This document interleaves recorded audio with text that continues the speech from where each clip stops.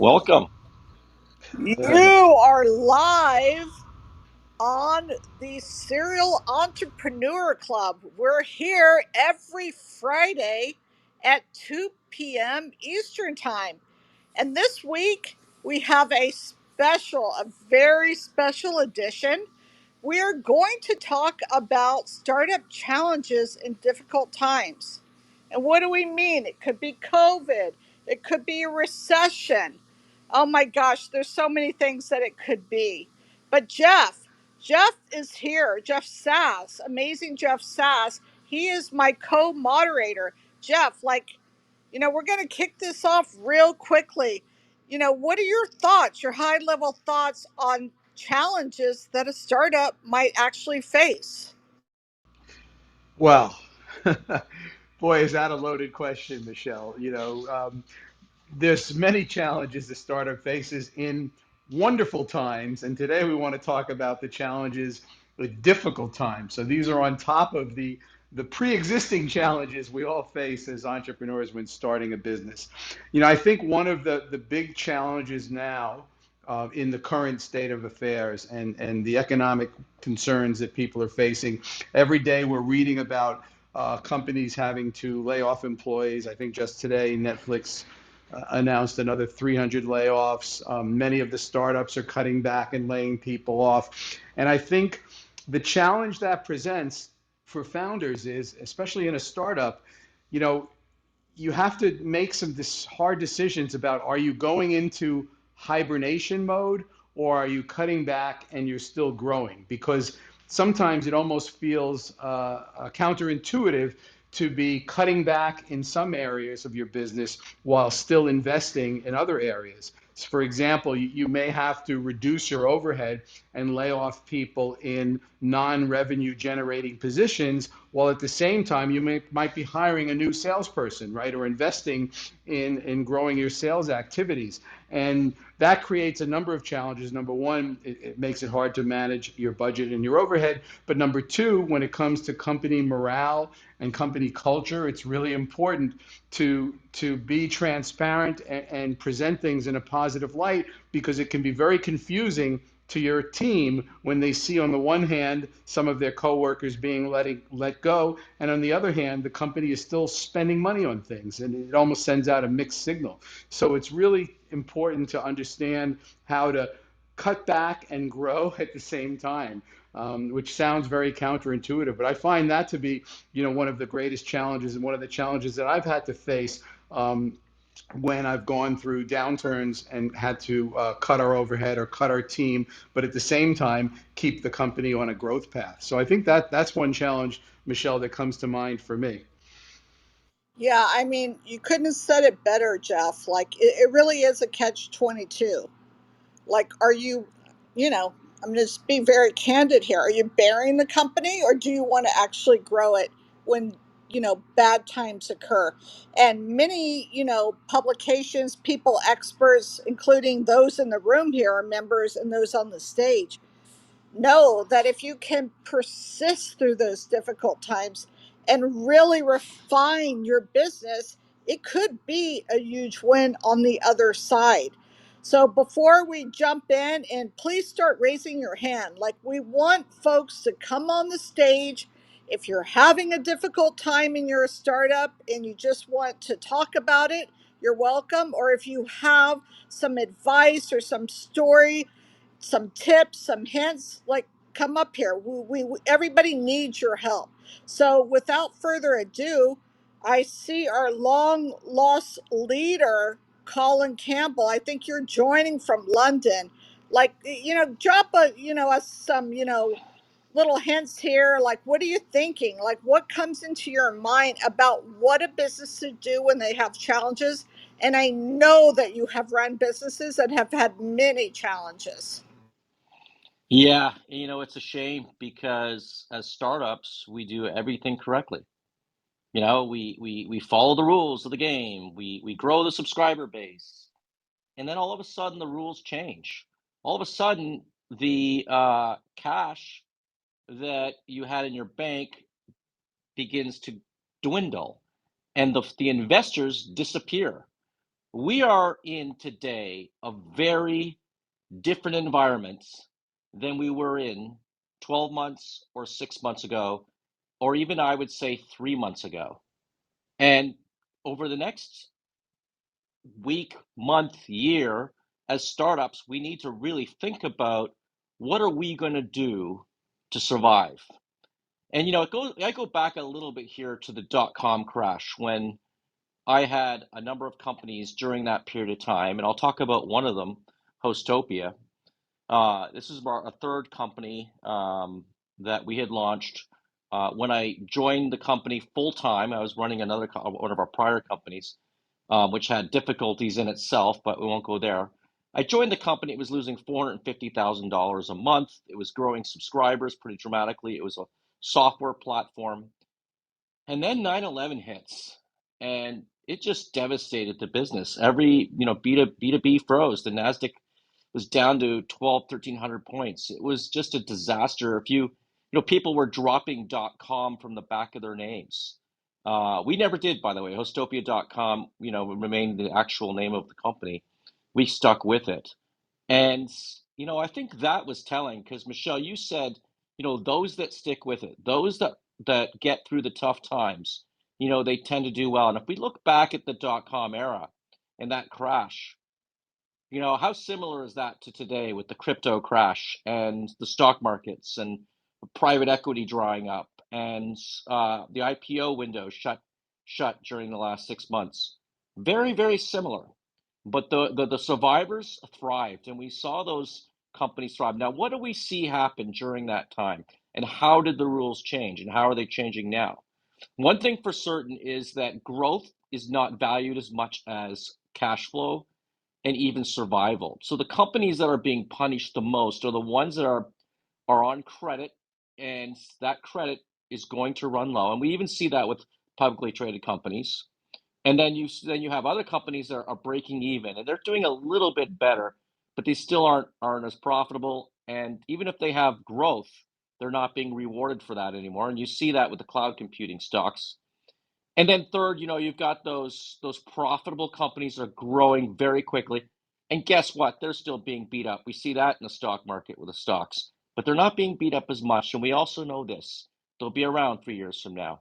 So I ask you today, if you're in the audience, I mean, this is like what Michelle said, this is truly a conversation. We're going to come up with hopefully 20, 30 survival hacks. That's what we're talking about today. And if you if you've gone through these tough times before, you've done things with your startup, you've made these changes, please come on stage and share with us. And then seconds, if you are in a challenging company right now and you have challenges, please come on stage, and hopefully the community here can share with you what we can do to help you out. This is going to be exciting. I'm happy it's an open mic today. Let's get started. 20, 30 things we can do to help startups survive during challenging times. All All right. right, who we got? All right, Michelle, I can't see you, Yeah, but you yeah. go. The challenge has been laid. We're gonna quickly give tips, tricks, whatever it is, or it could even be some stuff to avoid a pitfall. So, Assad, you're on the hot seat. You're number one.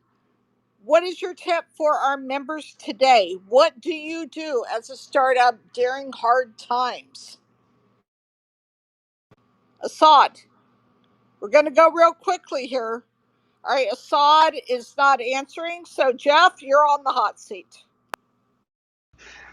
Well, Colin challenged us for 30 tips. So I'll give the first one to start is one is to do a very thorough audit of virtually all of your business's expenses, and no matter how small, and especially look at recurring charges. One of the things when you're starting a business is, you're signing up for a lot of different things. In the early days, you might need, this account. Maybe you got a Canva account here, and maybe you also have an Animoto account there, and you suddenly have all of these recurring charges that you may not even be aware of, or you may not be using anymore. And even though each one of them might only be a few $100s, they add up considerably if you have lots of accounts. So you really want to do a very thorough audit of all expenses, large and small, as kind of step one. And then, of course, remove any expenses that are not relevant any longer for accounts that you're not using,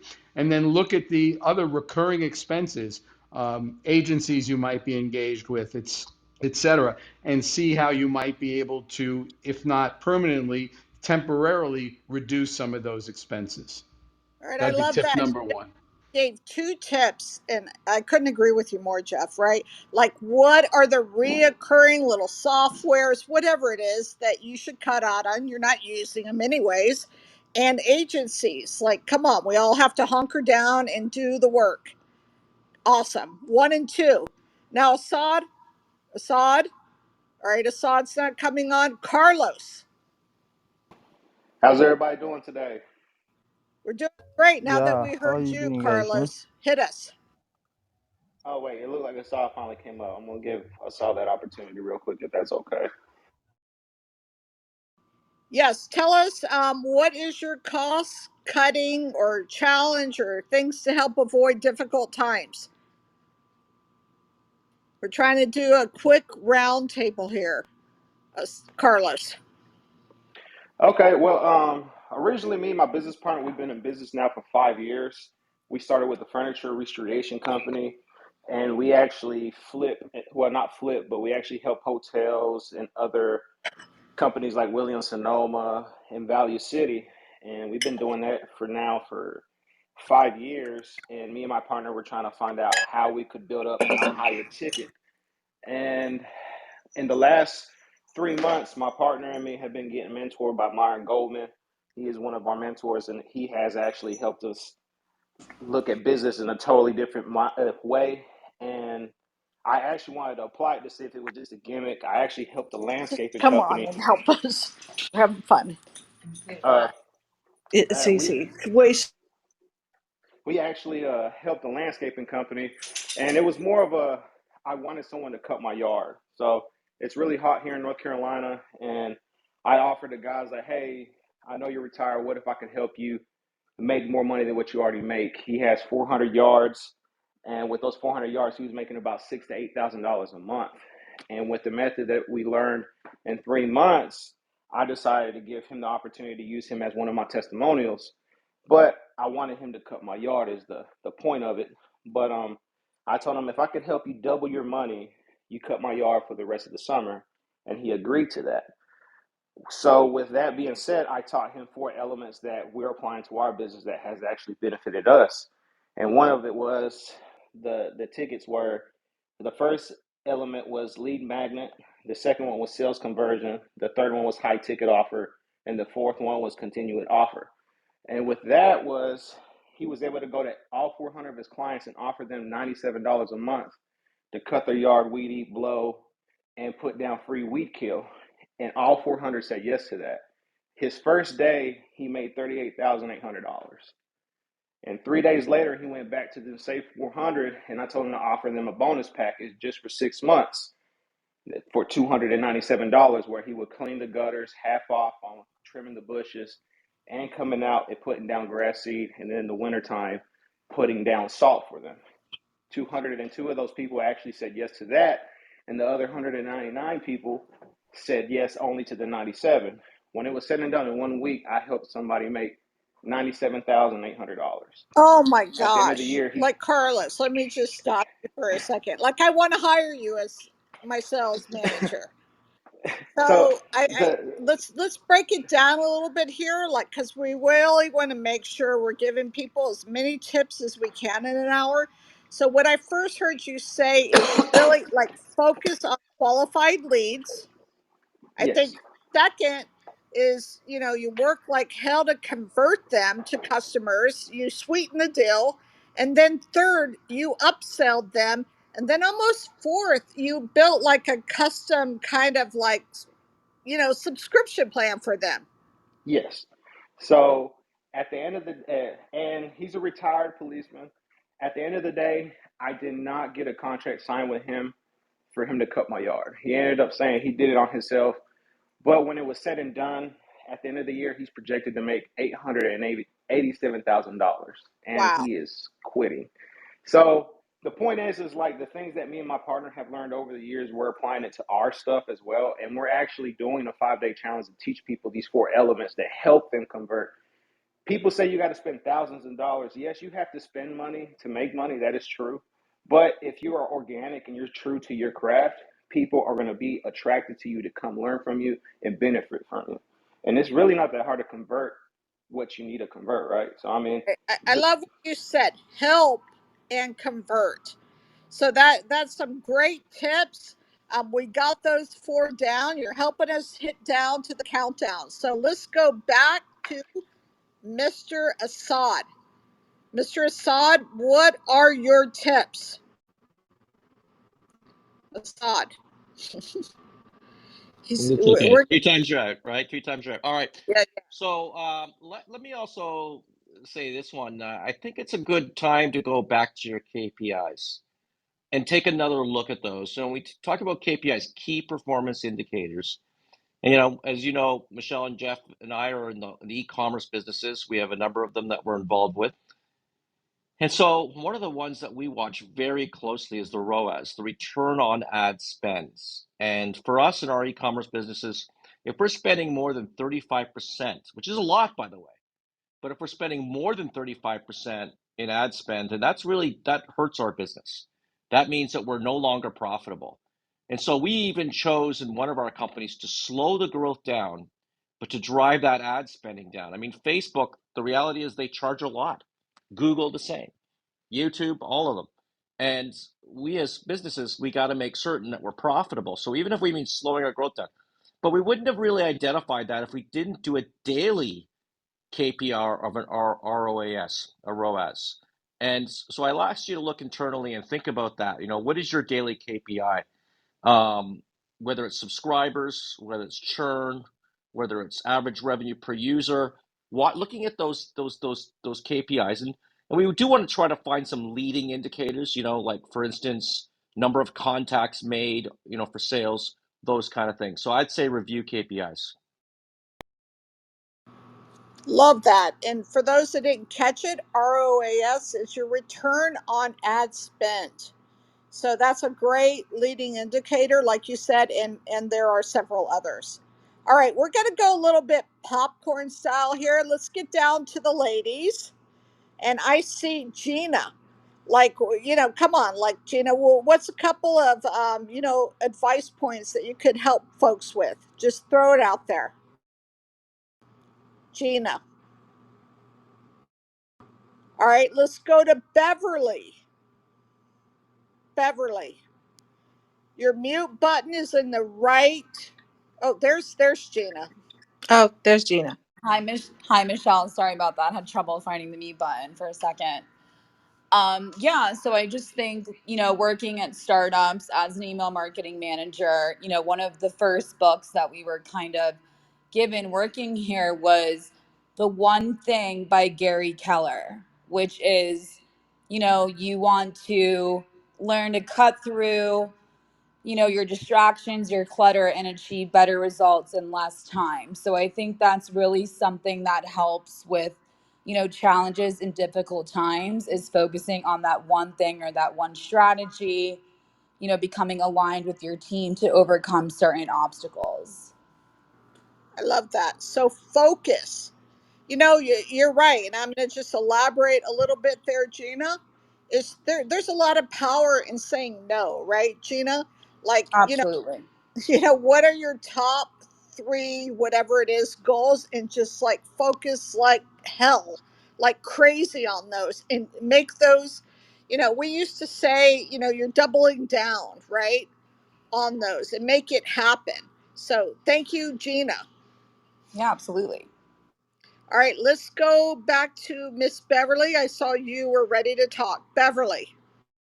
Hi, thank you for inviting me to come to the stage, and hello to everyone in the room. I love the topic. I work with some startups, businesses, helping them tighten up their back office operations and their finance team, either building one out or creating one for them in house. And one of the things that I try to help them with most, because most startups are in a position where they are. not financially strapped, but trying to use as minimum amount of their finances in the beginning as possible.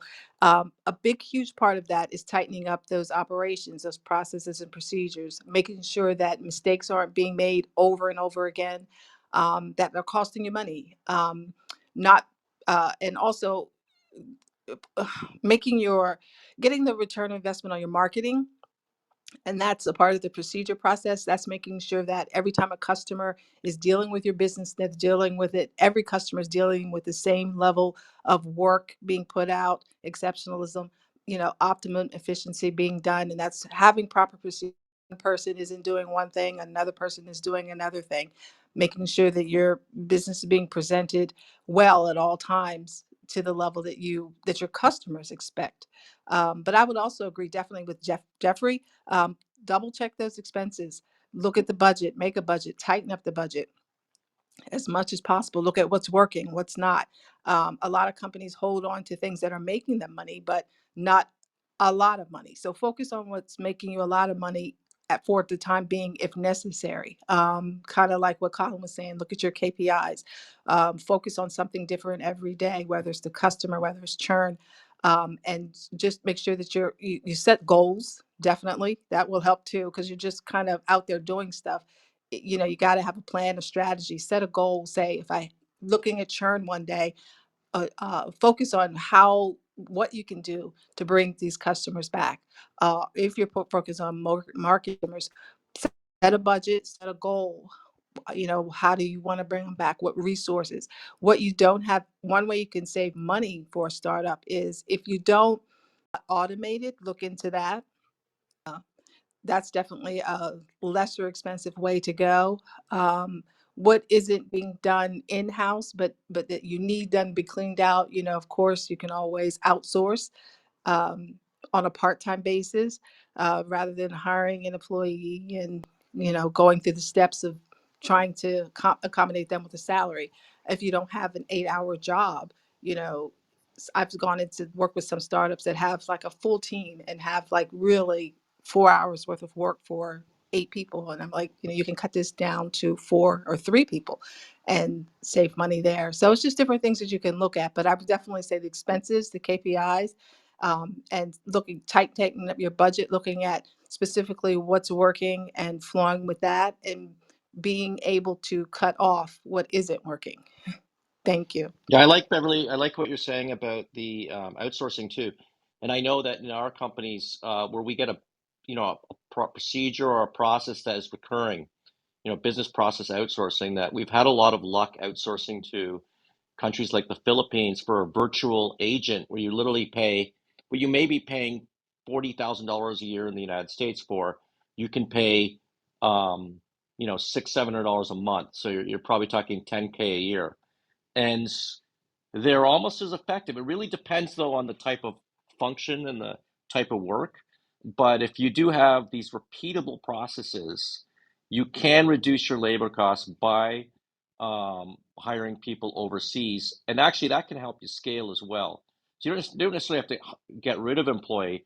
The employees you currently have can be redirected to, more revenue generating areas where these processes, these that you're doing over and over again, they can be outsourced. But I think you had 5 or 6 good points for our 30. Great stuff. Yeah, I think Beverly, you sound like an amazing COO, honestly. So everything you said there, like right on point, processes, and just, this has been one of my big things my whole career. Like, what is your resource allocation? What is your return on your resources? Like, and then Colin said, and how do you optimize people into a better position? And guess what? They'll be happier. It's a win for everyone. So thank you so much, Beverly. All right. Next, let's go. Oh my gosh. Carlos, did you go already? Yes, Carlos went. I think Carlos went. All Oki right, then. so yes, let's go to Oki. It's Honky, can you hear me? Yes, we hear you. Awesome, awesome. Well, Thanks for the opportunity. I just wanted to jump in and talk about my experience in, in the business technology area, having some sort of like software as a service and websites and mobile app and things like that. So, one thing that I did want to mention was, leveraging your surrounding resources. Uh, this might be a little like in terms of situations where we currently are where there's a whole lot of distractions in the industry, so leveraging friends and family, for example, for testing and opinions and just thoughts generally, and as well as on the financial side, talking to corporations, which is going to be like getting grants for to be able to steer, financial needs for applications and websites or whatever you will love to put that in. And the other thing is going to be like the community, small community and learning more. And this is another good thing too. And the one other thing I wanted to mention was spying on your competitors as well. Like it's very legal in my game to see what someone else is doing. How much are they charging for this product? What are they doing differently? There's a ton of tools where you can just plug in and see what your competitors are, so especially in the technology space, and just see what they're doing differently, and go from there. And that's it. Thank you. All right, so okay, I agree with you. It's fine. It's whatever. Call it whatever MBA term you want. Like, know what's going on in your competitive environment and adjust. But what I would suggest to people is don't be fooled. Don't artificially think somebody's doing really well by doing a certain whatever price maneuver, like you mentioned. Like, really make sure you do your due diligence, but you better know what's going on because there's a lot to be gained there. Thank you, Oki. And we're jumping around here. We said we're popcorn.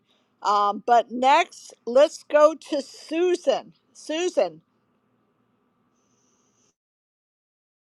Susan, the mute's on the far right hand corner. What are your. There you go. Are you able to hear me? Is that better? Perfectly. Okay. Yes. Well, thank you for having me to the stage. I think this is the first time this has happened. I see that my old name of my company is in there. I started a healthcare clinic in Alaska. So I'm talking here, sitting outside the dealership in Wasilla, Alaska. I own Guidepost Pediatric Therapies and Educational Services. And I was listening to some of the more brilliant tips. I really like Beverly. We're kind of in the thick of things. I opened it. I wrote the business plan during COVID, and our first claim went out September 29th. I guess if I had any tip, it would be we've had some staffing challenges, and I hear all over the country. I was listening to a staffing agent this morning telling me it's impossible. I can't do it. First thing he said, and I thought, in the most challenging staffing arena, we've brought staff to us. And though there has been some turnover, I guess my tip would be don't listen to any of the naysayers. If you're having trouble hiring, keep at it. Adjust your CEO or your SEOs on your website. One of them came through that. Talk to everybody. I heard a friends and family tip, but put it up on Indeed, spend the money if you need to, but chase down every lead you can hire in this market. And you can find great hires in this market. The challenge for me as a new business owner is making sure I retain them. But don't let anyone tell you that you can't staff your business. I don't. I heard a lot of other good things. We have a cash flow problem. I'd love if somebody talked about that. In the healthcare industry, a lot of your capital, a lot of your cash is tied up as insurance comes in. So 25% of my cash flow is always tied up. And that has been a challenge that I had to address. So having a COO would be fantastic. But yeah, I appreciate you calling on me. So Absolutely. And I love your persistence. I'm kind of the same way. Like, I dare you to tell me I can't hire somebody good. Like, I will make it happen. So it sounds like, you're so optimistic, and that's quite brilliant, and that's a tip in its other way. If you really know you're onto something good, just like persist. But you said, about hiring, you can hire good people, like just put together the right packages. Maybe somebody just wants to live in Alaska. I personally love Alaska. So, Yeah. like, it's a very optimistic point, and it works. But you asked for a specific feedback, which I think, Colin, you're really poised to address that. Susan's asking you, like, how do you manage through difficult cash flow? Colin. Cash is oxygen, right? And that's Yeah. survival. And without cash in a recession, it's hard to find investors. So, cash is at a premium, and this is probably in its own topic in its own right, where there are some things you can do. For instance, when if you're experiencing challenges, sometimes it makes sense to share your problems with your suppliers. Once your suppliers understand where you're at, they'll appreciate the honesty, and at the same time, they can make adjustments, and they can sometimes do things for you to help you with your cash flow, such as extending the terms or providing, inventory at quicker allotments. Like there are many different things that can occur there. You know, Cash. It's a tough one. We did a couple of sessions about 6 months ago on the customer funded startup. But if there's a way you can actually get your customers to help fund your startup, earlier today, it was brilliant what the gentleman had said in regards to the lawn care business and how they turn that into recurring revenue. Sometimes you can have, even in that situation, you can say, well, if you pay a year in advance, I think he was saying it was, 290 or $99 a month or whatever like that for the lawn care service. But if you pay a year in advance, it's only $1,000. So that can sometimes be a short-term way of generating cash flow, is using your customers, working with your suppliers, and then sometimes working with the banks. And restructuring loans so you're paying a lower interest rate. And trust me, you can do this. You can go back to your banks. You can go back to your investors. Although you have contracts in place, but trust me, they all want to see success. And how you deliver this message to your suppliers, whether it's your investors or not. But you can go back to them and say, okay, I know I've been paying 7% interest, but I'd like to drop it to 3.5. But here's what I'm willing to do in return. I'm willing to put that on the back end. So there are, it's always it's renegotiation time, and you're going to renegotiate with your suppliers. You're going to pause some of your consultants. You're going to there's 4, 5, 6 key things you could do in those areas to try to preserve cash. This is just up top of my mind right now. I don't know, Susan, if you have any other thoughts, but I'm going to weigh in here. Like Susan, what Colin said, it really works. We do it a lot with our businesses. Because when you're signing contracts, everybody's so like worried. But he's right. Like, whatever, you have 6 months under your belt, things are going well. There's nothing wrong with going back and asking for more. It may not be monetary, it may be other things to help your business out.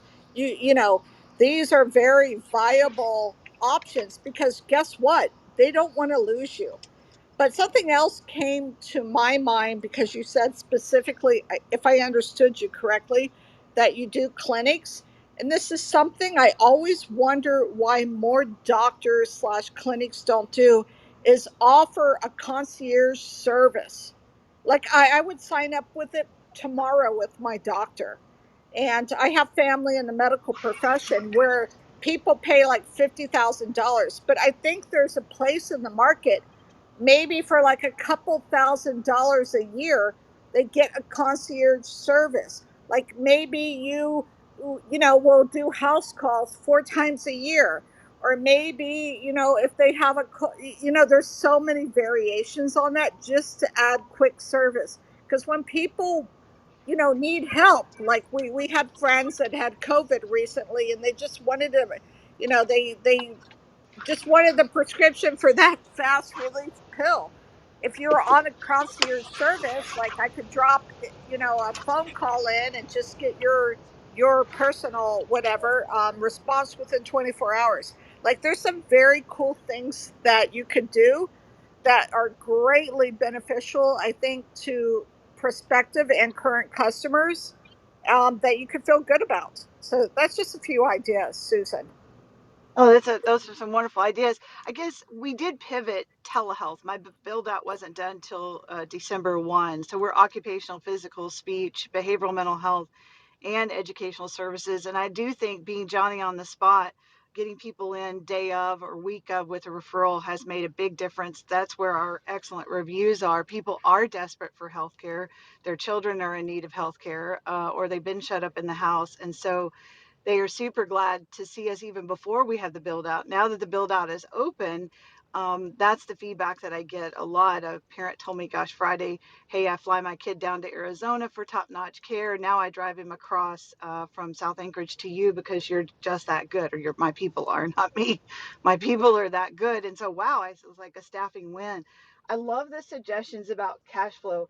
Going back and restructuring a loan. I was just at the bank yesterday, just giving them a ration of shit over not doing something I asked them to do, but in a happy way. But trying to look at every single expense that's coming through. But I thought the salesman that talked, I do think I could do a lot more with the educational services side of my business. I am not selling that right. Like you said, selling packages a month at a time, getting that cash flow up front, I think is a brilliant idea. But I appreciate all the ideas. As far as a concierge service, I think there is a market for that. I'm from Texas. I think it would be great. Up here, there's a market for it. We do some in home health already with patients. Um, you have to be a little careful with that. I mean, a couple things came to mind. You have the anti kickback law, you have some pretty serious federal laws that govern me as a health clinic, but there's ways to do that doesn't isn't a kickback. It doesn't look like a handshake. You know what I mean? It's an actual Yeah, marketable. absolutely. It Right, might right. be if you're being admitted to the hospital, we'll have Yeah, somebody there within, 4 hours to meet you. You know what I mean? yeah, Like yeah. people just need health advocates. I don't know how else to put it. It's Advisors. true. It's true. Yeah, a lot of my job is being a health advocate or being a social worker. As the owner, I'm more of a social worker and traffic director.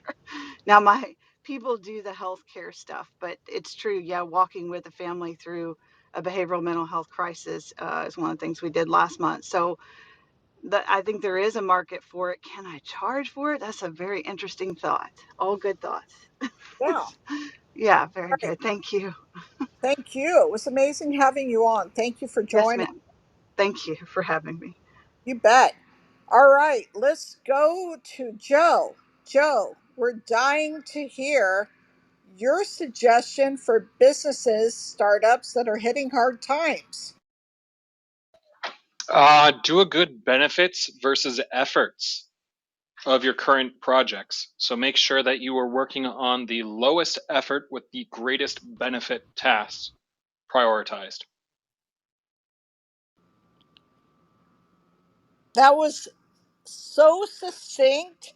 I love it. Yeah, you couldn't be more correct. Like really doing, a cost, if I can paraphrase, you tell me if I'm wrong, Joe, a cost benefit analysis. Like it's easy to make a list. We can all do this of 100 different things.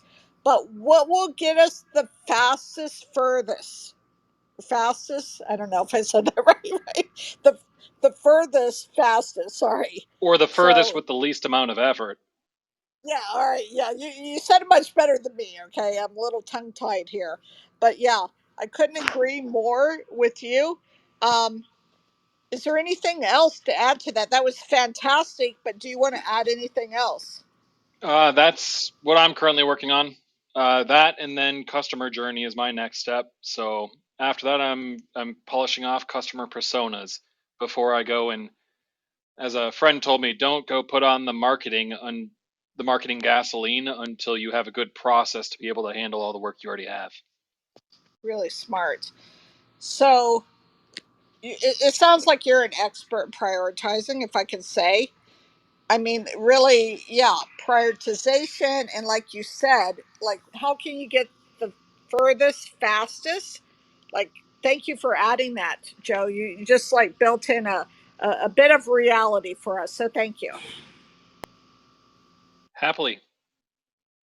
Okay, we have Adam. Adam, help us. We need help. Hey, how you doing? How everybody doing today?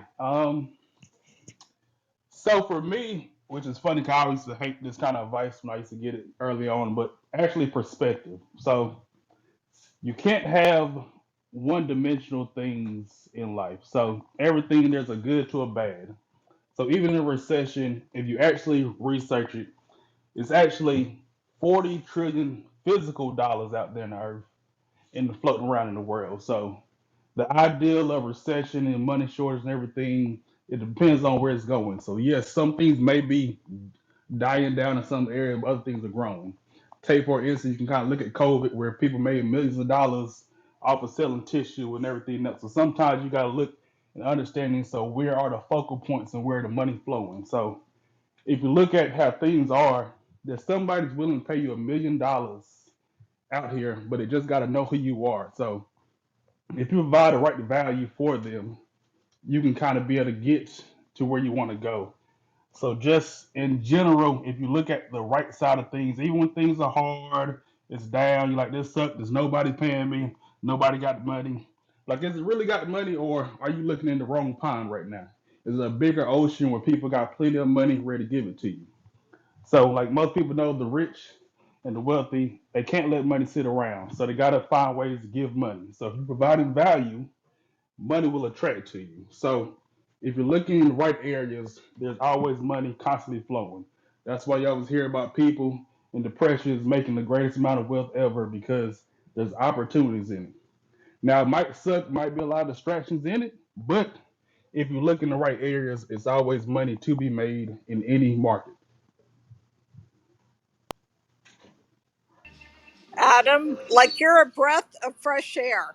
Like Jeff, like he said so many good things. Like maybe you're just looking in the wrong, place. Jeff, you've been in so many different businesses and so successful. Like, can you give us some commentary? Boil it down for us.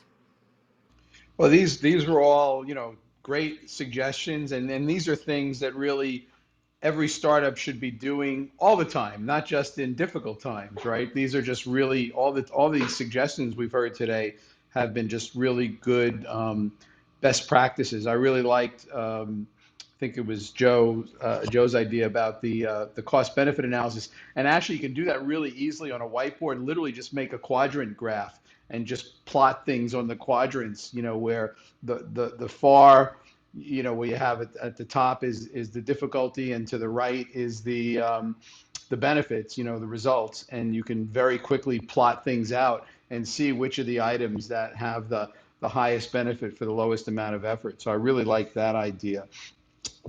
Michelle, one thing I was thinking about too, just going back to the idea of difficult times. We talked about challenges in difficult times. A lot of these suggestions are good for any time.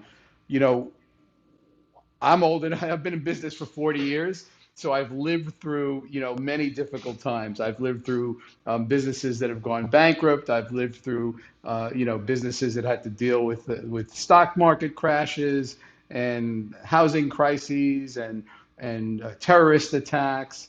All the things that have happened over the past 40 years. And so I've seen different approaches to cutting back during difficult times. And I wanted to just point out two different philosophies. If you're faced with having to reduce your staff and cut your overhead, if you're faced with having to choose to reduce overhead, I've lived through it several times where companies I was working for or with, or companies that I was involved with, had to cut their overhead.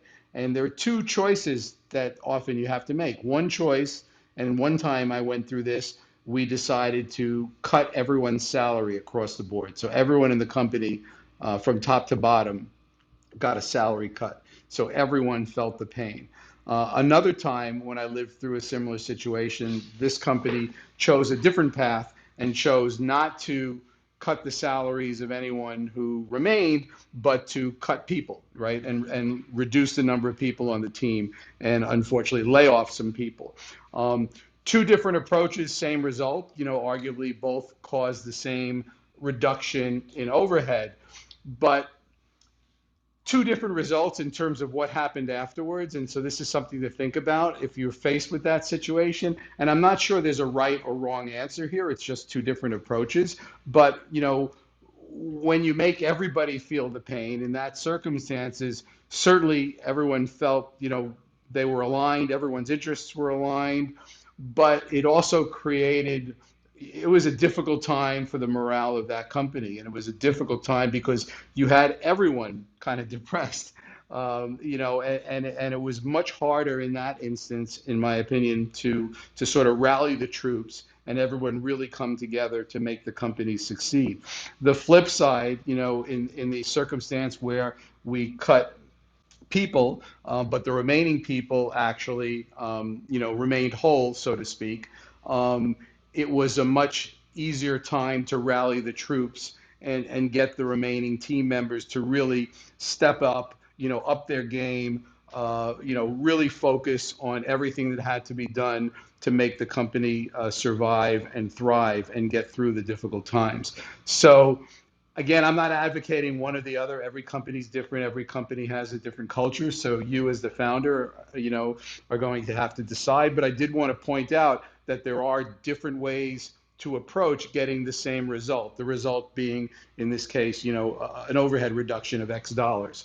So I don't know if that's helpful, but since the topic was challenging times, that's probably been one of the toughest things that I've had to face in challenging times was managing cutbacks in overhead.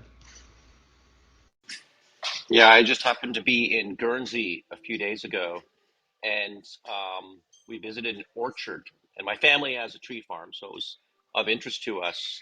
And they had some trees that gotten a little too big, and they weren't producing well. And so what they do is they cut the tops of the trees off, and it doesn't produce quite as much the next year. But 2 years later, 3 years later, the tree is producing a lot more than it did originally. And I go back to that story where we kicked off with Hostopia when 9/11 hit, and we were losing 430,000 a month.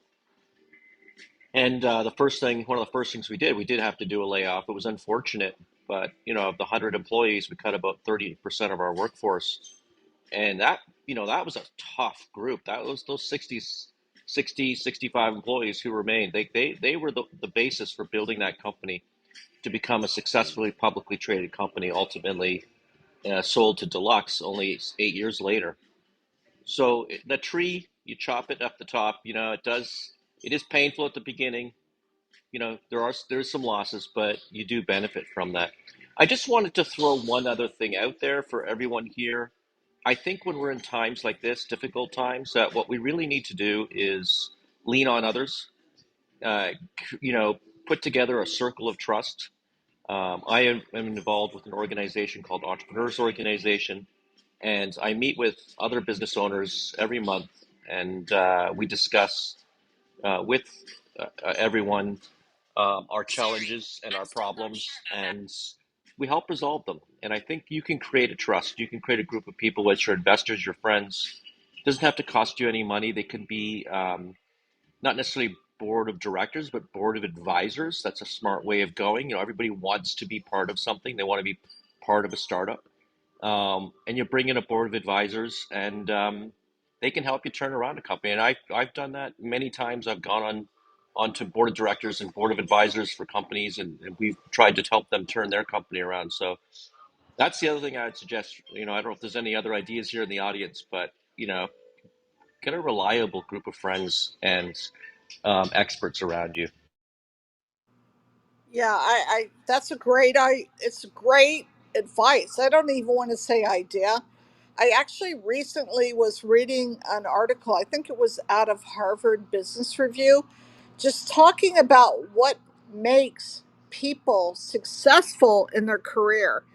And it was about mentorship and advisors. Like they really broke it down. Like this is not a one-way journey, right? And no one knows all the answers, and there is no one right answer. So really, like, being able to reach out into a network of people, and share advice and help each other can be very, very crucial, not just in business, right? Like in every facet of our life. We're not an island onto our own. So thank you, Colin, for reminding us of that. I think, we're getting near to the end. I just want to remind everyone that you are now in the Serial Entrepreneur Club, which is every Friday at 2 p.m. Eastern Time. And we just delve into, and as Colin would say, try to decode what it takes to be successful, what it takes to repeat that success. And we're here to help everyone. This is, a membership club. So if you're not a member of the club, it's free, obviously. You're on Clubhouse. Just join us, follow people on the stage, follow each other, reach out to each other. So before we end this session, I thought it might be fun just to kind of go around the room here, the folks that are on the stage, and you can still raise your hand and just like tell us like what you're doing now. Like, I know this is being a little bit vulnerable, and I'll start because it's I have rough times now too with a couple of businesses I'm working with.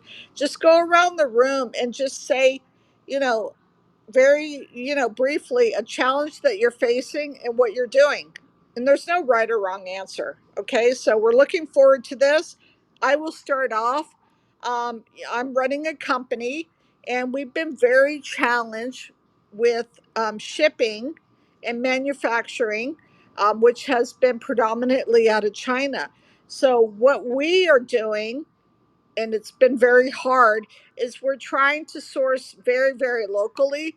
The prices are higher, and it's a very different dynamic, not the volumes, but we're really trying to find alternative sources.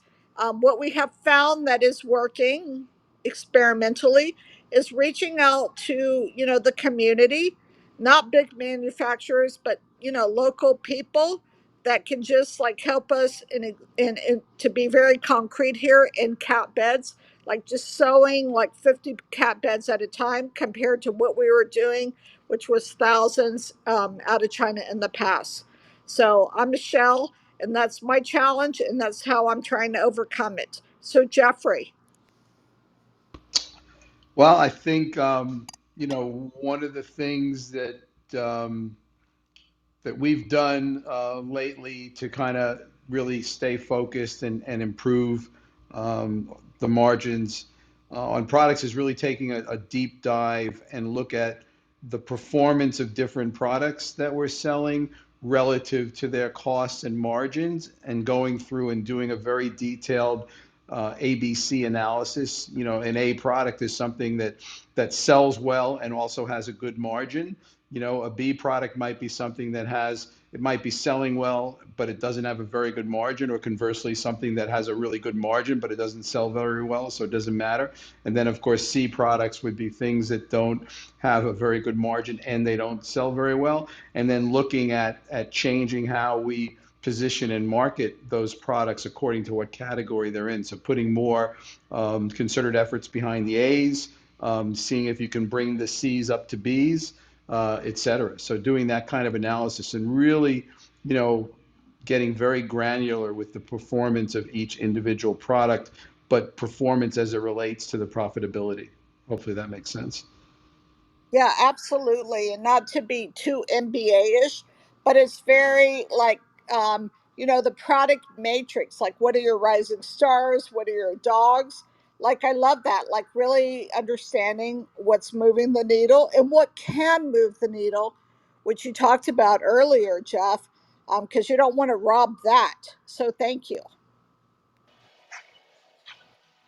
All right, Michelle, am I next? Yes, go for it. All right. I think that so mine's a little bit of unique, I guess, because I'm not a single startup. I have a portfolio of companies, and it's a family office. But I can tell you how it's changed for me and for other VCs and private equity groups. One thing is we've seen a number of companies struggle, um, and in recognition of that, I've stopped doing any new investments. I closed two investments in the last 2 months, and that's it. I've sort of said to everybody around me, I'm no longer taking any new investments. I'm going to use cash to support the existing companies. I think that's important. As investors, we put a lot into these companies. We don't want them to, you know, collapse in a downturn just simply because of not having enough cash flow on hand.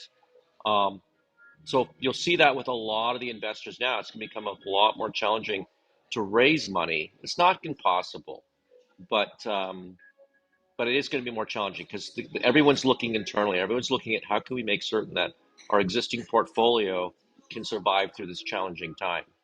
And that's sort of how we've made changes here internally. We've actually sold some positions and exited a couple of positions, and in the process of boosting cash flow to take advantage of opportunities. I know it sounds ruthless, but there's going to be a lot of opportunities over the next 6 months, year, as we face these very challenging times with high inflation and a potential recession.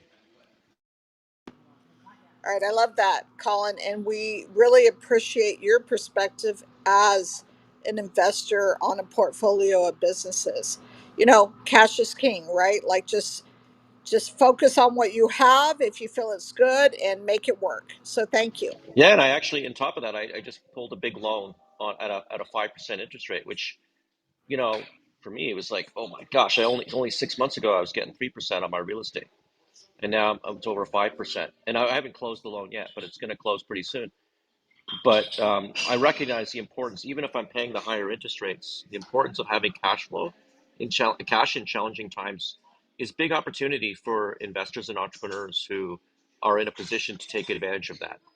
There is a period of time that needs to go by before you know it gets worse, and people recognize that we're in these challenging times. But once you go down that path, there are opportunities. And I'm trying to be positive here, but I know there are others on the other side of this fence who are like, well, it doesn't help me. I don't have a lot of money right now. I got to survive. And I totally sympathize and understand where you're at. I've been there many times in my life as well. And stick with it and stick and believe in what you're doing, and preserve that cash at all costs. And it doesn't matter what it takes in the organization, but if you can survive through this, you'll thrive. And so many stories today we've heard about innovation and change, and how the challenges, whether it was COVID, whether it's recession, inflation, we've heard so many people change their business plans and become smarter and stronger to thrive once we come out of this.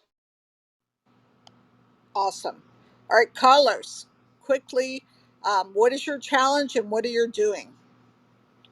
So I'll be brief with it. Y'all heard from my partner Adam a minute ago, but we've been in business for 5 years, and I'm not gonna lie, I have been through my ups and downs with my business partner. Have created other businesses that stunk. We had to let those go and went back to what we know. And then I came to a realization: I'm actually good at helping people make more money with the values that I learned from each business that we had in the past. And especially with the mentorships that I have been taking, and with the story that I told you with the landscaping company, how I helped that individual for free. I was like, I think I have finally found my calling into doing something with business and helping other business entrepreneurs make money. So I'm going to leave y'all with that. And I do want to say one little thing to everybody. There is a saying: success is rented, not owned, and that rent is due every day. So I just want to leave that in the group, and that's my story. All right, Carlos, you gave me chills. Like that was so good. Thank you for that takeaway. And just, focus on what you know you do well. And you're helping people. Like that's amazing. Thank you. All right, so Oki.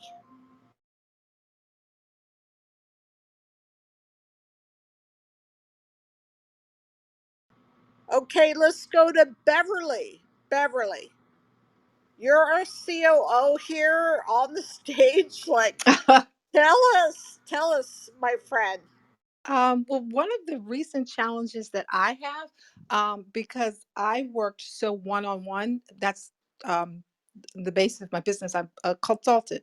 So I spent previously a lot of time going into offices and actually working with maybe the finance manager or a CEO to look at their back office, look at their finances, and help them, kind of advise them on what changes they need to make, like what's working, what's not, what you can keep, what you can kind of shift and move around.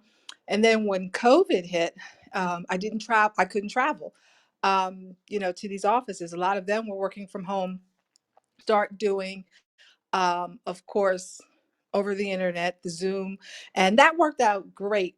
But it cut down on the amount of clients I could see. It's easier if I go to a business, say fly to a business or even drive or whatever, if they're depending on where they're located. I could spend a day in their office and get a lot done. A day, maybe a day or two, day and a half. Over video, of course, they would have to send me any documents they want me to see, procedures where I could revamp them, make them a little bit more specific for them, things like that. Their reports, their current numbers, any data that they had, they would have to send that to me ahead of time for me to look at, and then we'd go over it together. So it just was a long process. So it just cut down on how many clients I could see. But I was getting calls and requests. So what I did, the way I handled it, I created, and I just finished it, but I created a course for CEOs, for smaller business owners that were contacting me that I just didn't have time. But I did a survey and asked them, what are your main pain points? What is it that, I took a survey myself too. When I go into these businesses, what is the main questions that they always have? What do they want to know? A lot of CEOs hate finance, don't like dealing with it. So my main goal was to make it easy for them, to make them to understand, you know, it's not that difficult once you focus on what you need to focus on. I think they get lost in the weeds of accounting and all that, and that's not what a CEO needs to do. So I created a course based on their pain points, that specifically speaks to what a CEO should be looking for to know the financial health of their business, what reports they should be looking at, how to use those reports to make financial decisions in your business. I even included for every module, I put a template that they can download that goes with what I'm speaking to in that module. So if they are using it, seeing this stuff for the first time, it's like, well, how do I get started? So, okay, I included a template, how to use that template. Um, just an easy way for me to reach out to the people who are contacting me. And now I just defer them to the course. It's out there for sale. I priced it reasonable so that smaller business owners can use it. Um, and that was just the way that I kept it go, was able to keep my business going without traveling and not losing as many clients as I, not losing them, but just not being able to reach them or to help them as quickly as I wanted to. I put the course out there. It's about an hour and a half, maybe close to 2 hours of information. I tried to jam pack in everything that I thought was absolutely necessary for a CEO to know off the top to function well financially in their business. And it's been working out great. It's been working out really great. You know what? That's so phenomenal because you're giving and you're going to get. That's one of the core principles for Colin, Jeff, and I that Colin set up is you give to get. So that's, you're establishing, from the high level yourself as an expert, but you're really helping people and it seems so genuine. So that sounds amazing. So I think everyone should probably follow Beverly and the other people here on the stage, you know, and interact and get help where you can. So thank you so much, Beverly. All right, we're on to Gina. Gina, like what are the pain points you're suffering, like, or just get to like what's happening that you're doing to like move things forward now that things are a little bit different. Yeah, so as we all know, our minds are going a million miles, throughout the day, but there's only, 24 hours in a day. So that's kind of where my problem comes in. I have so many ideas, but we need to focus on what's really generating revenue and kind of what's really our bread and butter. So that's been my dilemma, but that's kind of what has been helping, us as a team getting aligned, is focusing on what is really helping the company as a whole. And that's what we're kind of strategizing and focusing on. That's awesome. Yeah, I mean, it's great, right? It's a great thing when you're able to just like focus on things that work, and there's nothing like winning, and we all want to win. So I would agree with you. Focus is paramount. So thank you, Gina. Of course. Thank you for having me, Michelle. Okay, let's go to Adam. Adam. For me, I guess struggling with shout out to all my introverts out there. So it was just kind of getting out into the forefront. So one thing kind of to start off with, like if you not paying for mentorship, like please invest in mentorship. Find somebody that's doing better than you and pay them whatever money they want to learn the stuff where you can have the shortcuts in business and life that you need to go with. But just my mentor were like I said, I spoke before earlier, we're like people are willing to pay you $1 million, but they don't know who you are. So you have these gifts, these talents, you put in the work for years to learn these things, but you're basically not showing it to the world. You're hiding all in the closet where you're not showing anybody what you've been up to this whole time. So it's basically all a waste unless you put it out there. So getting out there, getting on social media, go ahead and put yourself in the forefront and remove yourself from the result. Like a lot of people, we try to, especially introverts, I want to say something, but it got to be perfect to do it, and perfectionist, and so you never get anything done. But done is better than perfect, and just having everything out there. So when you sitting there, you kind of sitting in the background playing. And listen, Carlos, that's my partner. He loved to talk. Like for the most part, I would love to have him out in the forefront. Hey, go talk all you want.